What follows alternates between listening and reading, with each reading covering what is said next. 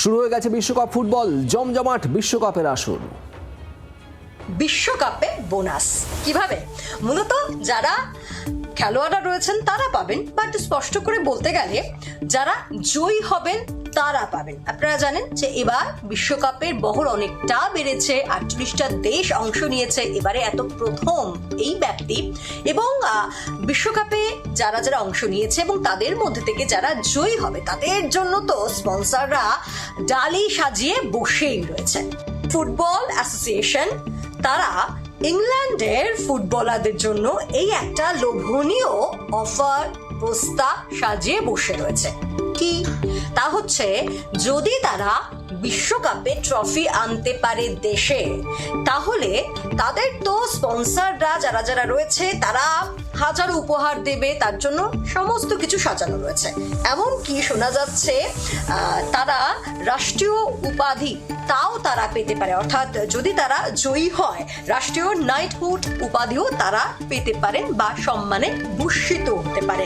সাধারণত কি হয়, ইংল্যান্ডের ফুটবলাররা জাতীয় দলের জার্সি গায়ে যখন তারা মাঠে নামেন, তারা প্রতি ম্যাচের জন্য কত টাকা পান জানেন? তারা প্রতি ম্যাচের জন্য পান 2000 পাউন্ড, অর্থাৎ আমরা যদি ভারতীয় মুদ্রায় সেটাকে ক্যালকুলেট করি সেটা হয়ে যাবে 2,34,000 টাকা।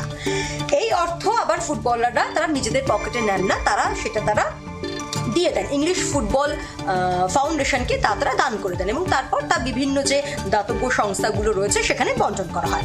তবে ইংল্যান্ডের একাধিক সংবাদ মাধ্যম সূত্রে যেমনটা আমরা জানতে পারছি যে বিশ্বকাপ জিততে পারলে দলের প্রত্যেক ব্যক্তিকে বোনাস হিসাবে দেওয়া হবে 5 লক্ষ পাউন্ড, অর্থাৎ ভারতীয় মুদ্রায় 5,85,00,000 টাকা। এখানেই তো সেই বোনাসের চমকটা, নয় কি বলুন? আর সেক্ষেত্রে 26 জনের যে স্কোয়াড, সেখানে টোটাল তাহলে বোনাসের সংখ্যাটা কত হলো বলুন তো? 1,820 মিলিয়ন, অর্থাৎ ভারতীয় মুদ্রায় 21,294 কোটি টাকা। তাহলে বুঝতে পারছেন তো বোনাস কেন বললাম। আর এছাড়া বিশ্বকাপ জয়ীরা ফিফার কাছ থেকে তারা পাবে 5 কোটি ইউএস ডলার এবং সেক্ষেত্রে ভারতীয় মুদ্রায় সংখ্যাটা দাঁড়াচ্ছে 430 কোটি টাকা। তাহলে বোনাসটা সত্যি আক্ষরিক অর্থেই বোনাসই, নয় কি? বাংলার আওয়াজ, বাঙালির আবেগ, জি 24 ঘন্টা।